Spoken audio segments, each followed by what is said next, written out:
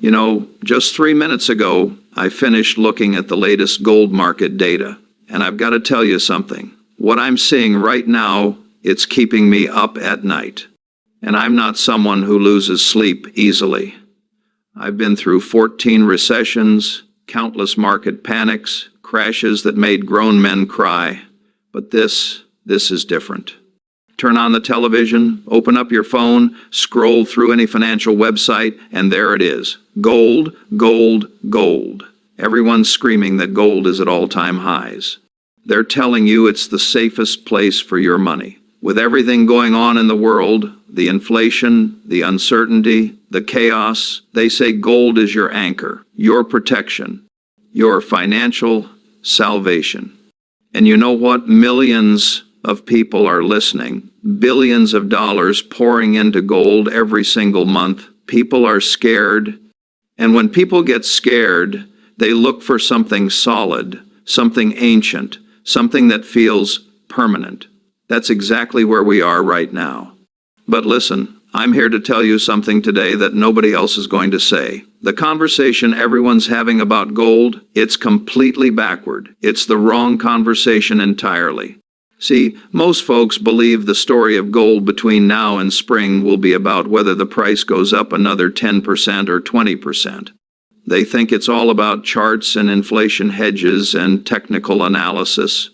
But what's coming by spring, the real event that's about to shake the gold market to its core, well, it has almost nothing to do with the price.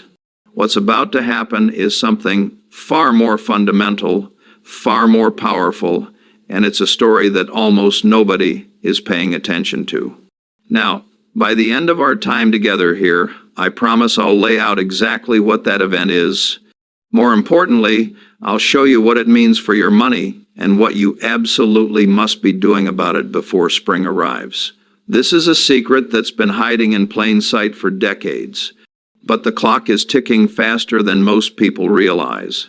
But before we get there, let me tell you about something else that's been on my mind, something that honestly keeps me awake at night. You see, every generation thinks their market is unique. Every decade, people say, this time is different. But here's the uncomfortable truth. What we're seeing right now with gold, I haven't seen anything quite like it since early 2011. Oh, that doesn't mean it's identical. It's not. But it rhymes, you know. And that rhyme, that quiet similarity hiding beneath all the noise, well, that's what worries me. Because when you start hearing echoes of 2011 inches, a market everyone insists is only going higher, that's when experience tells you to stop, take a breath, and really look around at what's actually happening. People keep asking me, Warren, should I buy more gold? Is this the moment? And I always tell them the same thing. Don't ask me if you should buy. Ask me why you're buying. Because when you understand the why, the decision takes care of itself. Stay with me here because by the end of this talk, I'm going to show you exactly what the why looks like today. And I promise you, beginning with gold, it's not what you think. People have been fascinated with this yellow metal for, well, thousands of years. It's in the Bible. It's in ancient texts. Kings and emperors hoarded it. For a very long time, it served a real purpose as money. It was durable, portable, divisible. It worked. But we need to be honest with ourselves about what gold fundamentally is as an investment today. This is the first piece of the puzzle you've got to understand before spring arrives. Let me give you a little thought experiment. Imagine we took all the gold in the entire world, everything that's ever been mined, all the jewelry sitting in drawers, all the bars sitting in Fort Knox, and every other vault across the planet, every gold coin ever struck, every ring, every necklace, every ingot. If you melted it all down, you'd have a cube that's roughly 68 feet on each side. Think about that for a second. A cube, 68 feet by 68 feet by 68 feet. It would fit comfortably inside a baseball infield. You could walk around it in less than a minute. At today's prices, let's say roughly $2,650 an ounce, That little cube would be worth somewhere around $15 trillion. That's a staggering amount of money, no doubt about it. But here's where it gets interesting. With that $15 trillion, what could you actually do? Well, for starters, you could buy all the cropland in the United States. Every single acre of farmland from coast to coast. You could also buy about 18 companies the size of ExxonMobil, some of the most profitable enterprises on earth. And after buying all that, you'd still have over $1 trillion left over for, walking around money. So picture this in your mind. You've got two choices laid out in front of you. Pile A, that's the cube of gold, sitting there, gleaming, permanent, unchanged. Or Pile B, that's all the farmland in America, plus 18 giant cash-gushing corporations. Now, let's do something really interesting. Let's fast forward to spring of 2026. Just 1 year from now, what do we have? The cube of gold will be exactly the same, still sitting there, 68 feet on each side, maybe a tiny bit bigger if they've mined more, but your original cube, unchanged. It will have produced nothing, earned nothing, generated nothing. It'll just sit there. You can polish it, you can admire it, you can photograph it, but its value 1 year from now will depend entirely on one thing and one thing only: what someone else is willing to pay you for it. Now let's look at Pile B. Over that same year, all that farmland will have produced massive quantities of corn, wheat, soybeans. It'll feed millions of people, generate tens of billions in revenue, and those 18 companies like ExxonMobil, they'll produce staggering amounts of energy, employ hundreds of thousands of people, and most importantly, for you, the owner, they'll pay out billions in dividends. Real money deposited into your account every quarter. You see, Pile A produces nothing. It just sits there, sterile, waiting. Pile B is a cornucopia of production, a relentless engine of prosperity. And this single comparison, this is the bedrock of everything I'm going to tell you today. The distinction between a non-productive asset and a productive asset is the most important concept in all of investing. And by spring, that distinction is going to become painfully obvious to millions of gold holders. Now, why do people get so excited about the cube? Why are they desperate to own a piece of it right now? One word: fear. Gold is the ultimate fear asset. When people lose faith in everything else, their government, their currency, the future itself, they run to gold. It feels ancient. It feels permanent. It feels like the one thing that can't fail. And commentators and salesmen, they play on that fear masterfully. They show you charts of government debt spiraling upward. They tell you your dollars are becoming worthless toilet paper. They point to inflation eating away at your purchasing power, and they present gold as the only lifeboat on a sinking ship. But let me ask you something. Have you felt that pull? That little voice in the back of your head whispering, maybe they're right. Maybe I should have some gold, just in case. It's a very human instinct. I understand it completely. The problem is that instinct, that decision made out of fear, often leads people to make a terrible long-term financial decision. You're choosing to sterilize your capital. You're taking your wealth, your family's future, and putting it into something that cannot, by its very nature, grow or produce anything. Let me tell you a story. Back in 1980, inflation was raging. The world seemed to be falling apart. The Soviet Union looked unstoppable. Interest rates hit 20%. People were in a panic, and they piled into gold. It hit a high of around $850 an ounce in January 1980. I remember it vividly. People were absolutely convinced that gold was going to $2,000, $3,000, higher. That paper money was finished. But what happened next? For the next 20 years, gold did nothing. It went down. It languished. It sat there like a rock, because that's what it is, a rock. An investor who bought gold at the peak in 1980 had to wait almost 28 years just to get their money back, not even counting inflation. Their purchasing power was decimated. Meanwhile, during those same decades, from 1980 to 2008, the stock market was climbing. Businesses were growing. Dividends were being paid. Wealth was being created. Two paths, both starting from the same point of fear. One led to stagnation, frustration, and loss. The other led to tremendous wealth and security. The only difference? The choice between a sterile Here's what nobody's talking about as we head into spring. Let me explain what I mean by that.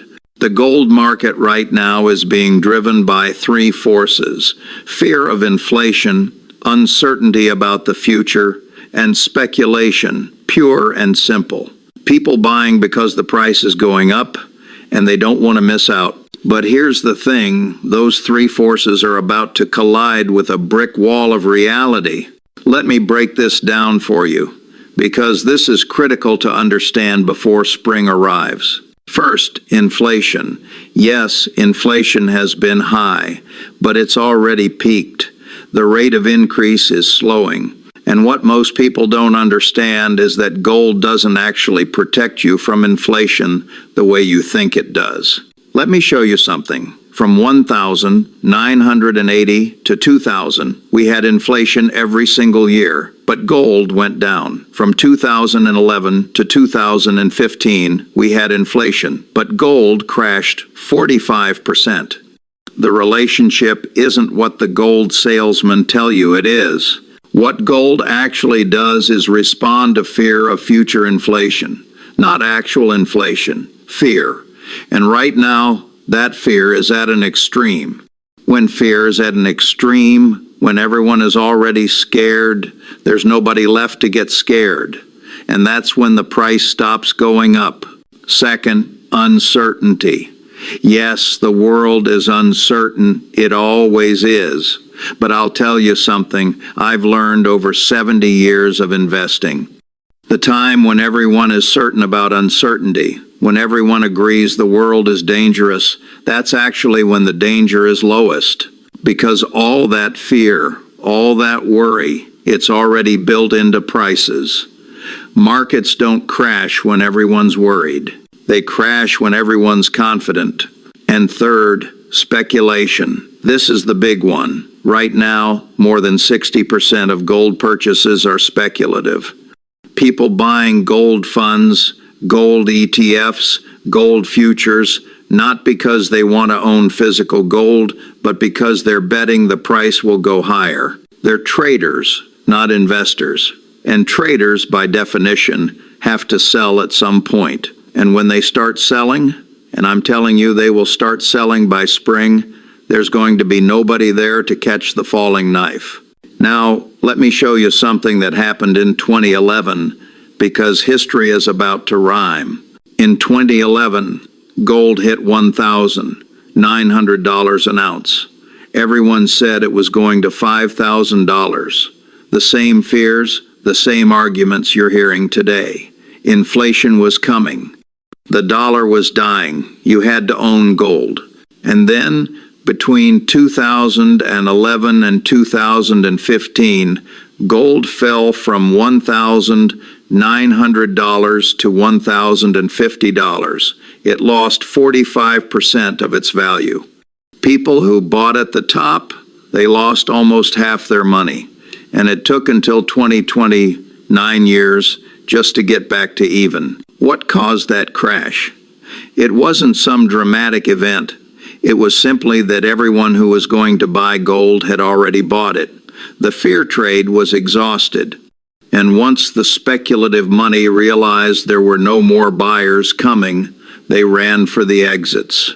We're in that exact same position right now, heading into spring of 2025. Think about it. Who's left to buy gold at $2,650 an ounce? Central banks have been buying, yes, but even they're slowing down. Retail investors have been buying, but they're tapped out. The ads, the hype, the fear, it's all reached saturation. And meanwhile, something else is happening that almost nobody is noticing. The opportunity cost of owning gold is going vertical. What do I mean by opportunity cost? Simple. It's what you're giving up by choosing gold instead of something else. Right now, you can buy a 6-month treasury bill and earn over 5% with zero risk. That's guaranteed money from the U.S. government.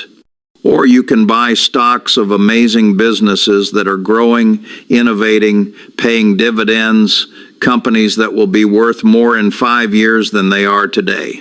But if you buy gold, you earn nothing, zero. In fact, it costs you money to store it, to insure it, to hold it. You're paying for the privilege of owning something that produces nothing. As we move into spring, as interest rates stay elevated, as productive assets continue to generate wealth, that opportunity cost is going to become impossible to ignore. And here's the secret that the gold industry doesn't want you to know. The big event that's coming isn't a crash in the gold price, though that may happen. The real event is a mass awakening to the mathematical absurdity of holding a sterile asset when productive assets are screaming for attention. Let me put this in perspective. Right now, the total value of all gold in the world is about $15 trillion. The total value of the U.S. stock market alone is over $50 trillion. The global stock market is over $100 trillion. And here's the kicker. That $100 trillion in stocks is going to produce about $5 trillion in earnings this year. $5 trillion in actual cash profits. Meanwhile, that $15 trillion in gold is going to produce nothing. By spring, the gap between these two realities is going to start becoming obvious to major investors. Pension funds, sovereign wealth funds, family offices, they're going to look at their gold holdings and ask themselves a very simple question. Why am I holding this? And when they start asking that question, when they start seeing the math clearly, they're going to start reallocating slowly at first, then quickly. And that's when gold holders are going to regret not getting out sooner. Let me tell you about my first lesson in the market. When I was 17 years old, I bought my first stock, City Service Preferred, 3 shares at $38 each. Well, it went down to $27 and I panicked. When it climbed back up to $40, I sold it. Made a small profit. Felt brilliant, like I'd beaten the market. Weeks later, it shot to $200. That was my first real lesson. The market punishes impatience and rewards endurance. But more importantly, it taught me to understand what I own and why I own it. If I had understood that city service was a productive business, generating cash, serving customers, I would have held on. But I was trading on fear and emotion, just like gold buyers today. Let me give you another example. In 1999, during the dot-com boom, everyone was buying tech stocks. Companies with no earnings, no profits, no path to profitability.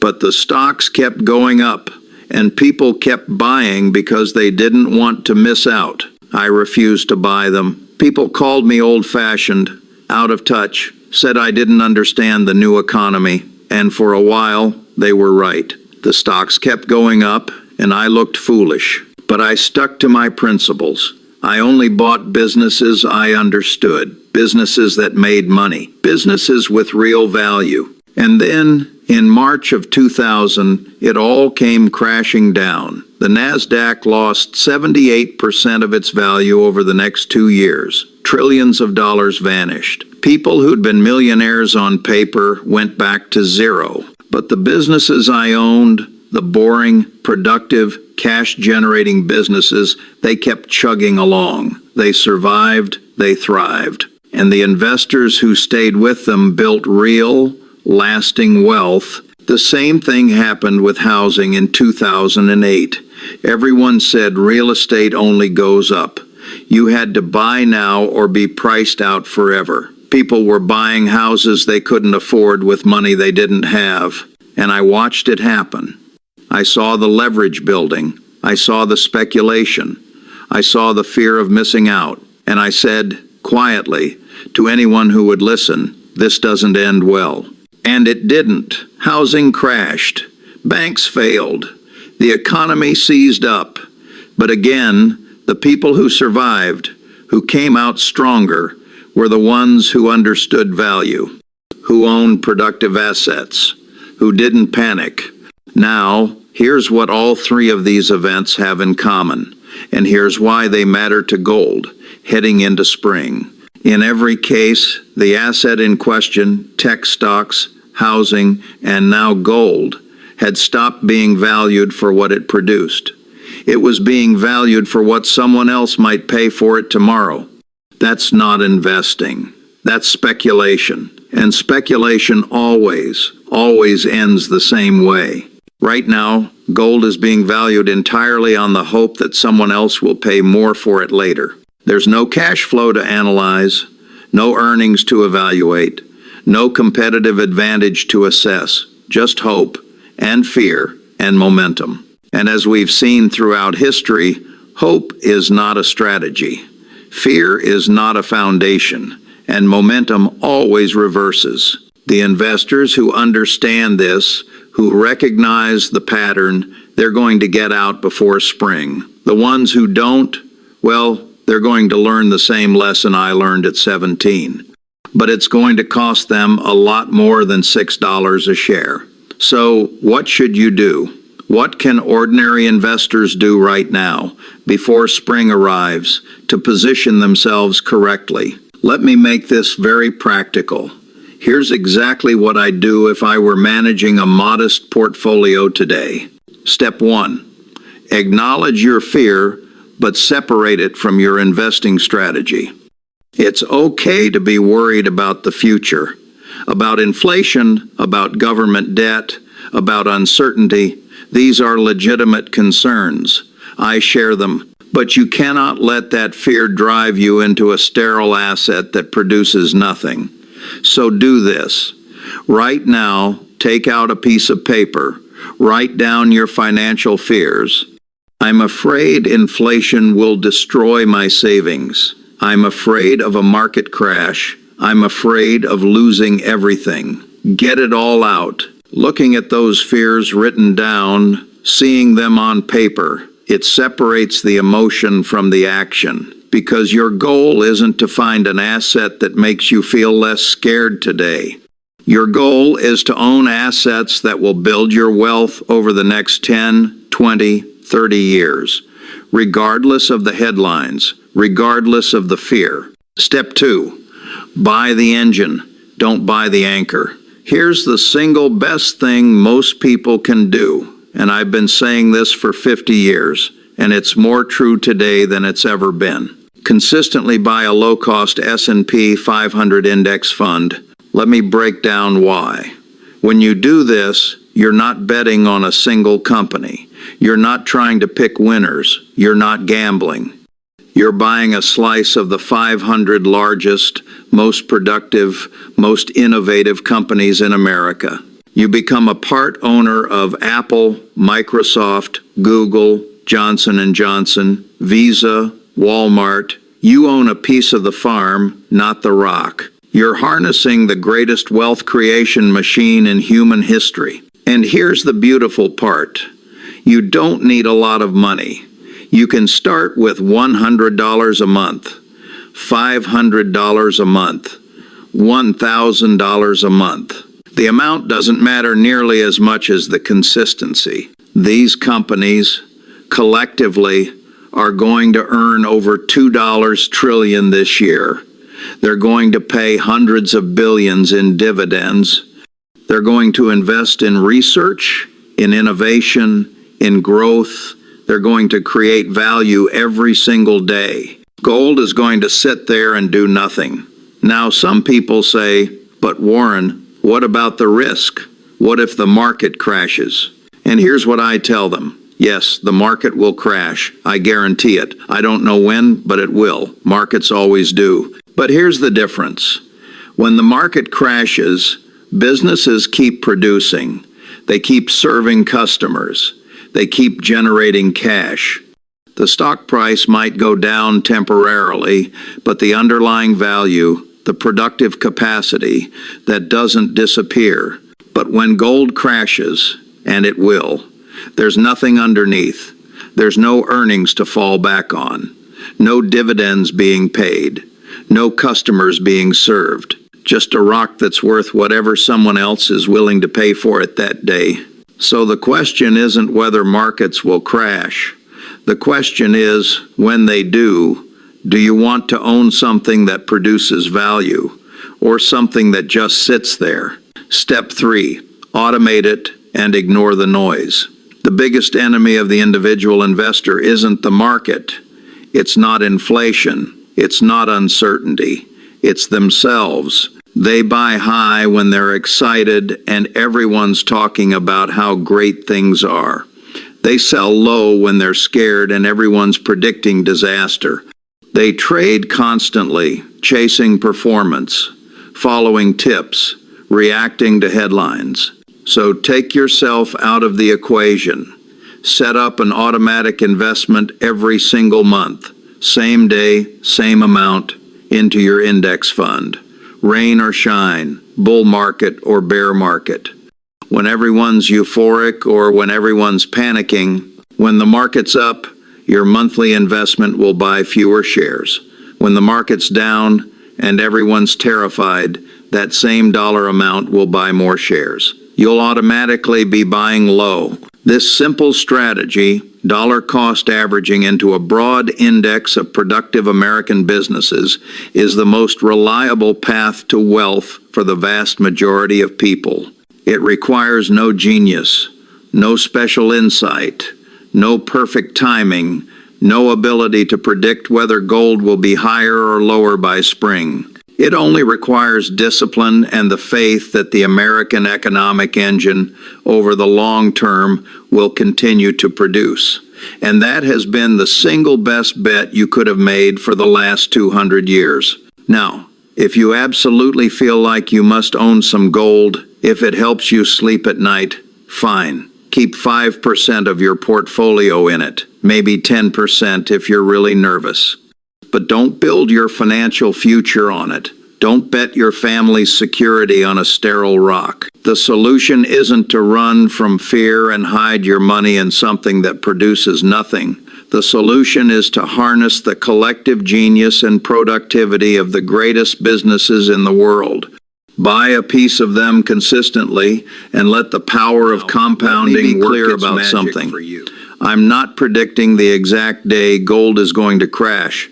I'm not telling you it'll happen on March 15th or April 1st or any specific date. But I am telling you this.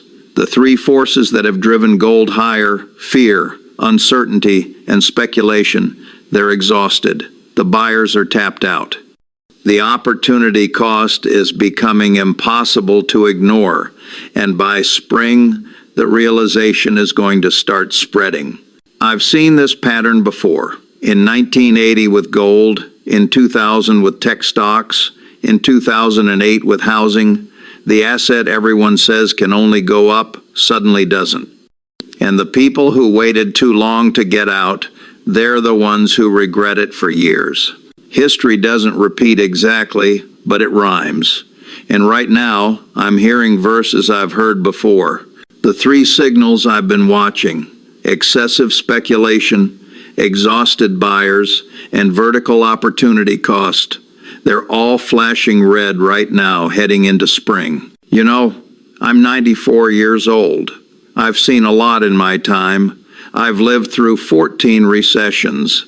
I've seen booms and busts and bubbles and panics. I've made mistakes, plenty of them. But the mistakes that hurt the most weren't the ones where I lost money temporarily. Markets go up and down. That's what they do. The mistakes that really hurt were the ones where I let fear make me stupid, where I abandoned my principles, where I chased something I didn't understand because everyone else was doing it. Fear makes you do the wrong thing at the wrong time. It makes you sell low. It makes you hide in gold when you should be buying businesses. It makes you trade your future for a false sense of security today. Don't make that mistake, because time is the one asset you can never get back. And if you're sitting in gold for the next year, the next 5 years, the next decade, while the market produces wealth, while businesses compound, while dividends get paid, you can't get those years back. So the great event that's coming by spring, it isn't a specific price target. It's not a crash date on a calendar. It's an awakening to a mathematical truth that's been building for decades. It's the realization that productive assets, businesses that create value, employ people, serve customers, innovate and grow, those are the only reliable path to long-term wealth. And for you watching this today, that awakening can start right now. You don't need to wait for spring to prepare for it. You don't need to know the exact date to understand the structure. You don't need to be rich to start building wealth correctly. You just need to understand one simple truth. Wealth is built by owning productive assets consistently over time, not by chasing fear, not by hiding in metal, not by timing the market, just by staying in the game with the right assets for the long haul. The future belongs to those who own productive assets, period. Not gold, not speculation, not the hot tip you saw on social media.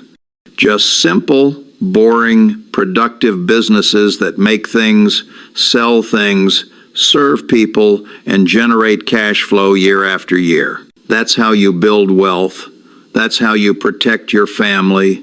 That's how you sleep at night, no matter what the headlines say, no matter what happens with gold by spring. Everything else is noise. So tune out the noise. Acknowledge your fears, but don't let them rule you. Buy a piece of the productive engine of America, automate it, and then go live your life. Because at the end of the day, wealth isn't about having the most money, it's about having the most time. Time with your family. Time to do what you love. Time to make a difference. Time to enjoy the life you've worked so hard to build. And the investors who understand that, who build their portfolios with time in mind, not fear, they're the ones who win. They're the ones who look back in 5 years, in 10 years, in 20 years, and realize they made the right decision. The great event is already happening. The divergence between productive assets and sterile assets is already underway. The opportunity cost is already becoming obvious to those paying attention. The question isn't when it'll arrive. The question is, which side will you be on when spring comes? Will you be holding a rock that produces nothing, watching as productive assets compound wealth around you, or will you be a participant in the greatest wealth creation machine in human history? Choose wisely. And remember, the best time to plant a tree was 20 years ago. The second best time is today. The third best time is before spring arrives and gold holders start realizing what they've given up. Thank you for your time. Now go out there and make good decisions. And if you're feeling scared about the future, if you're worried about your family's financial security, well, that's okay. That's human. Just don't let that fear trick you into giving up on tomorrow. Don't let it push you into a sterile asset that can't grow, can't produce, can't build the future you deserve. Because tomorrow always comes. And the prepared investor, the one who owns productive assets, who understands value, who has the discipline to stay the course, they're the ones who get to enjoy it. They're the ones who built wealth while others were frozen in fear. Be one of those investors, starting today, before spring arrives and the regrets begin.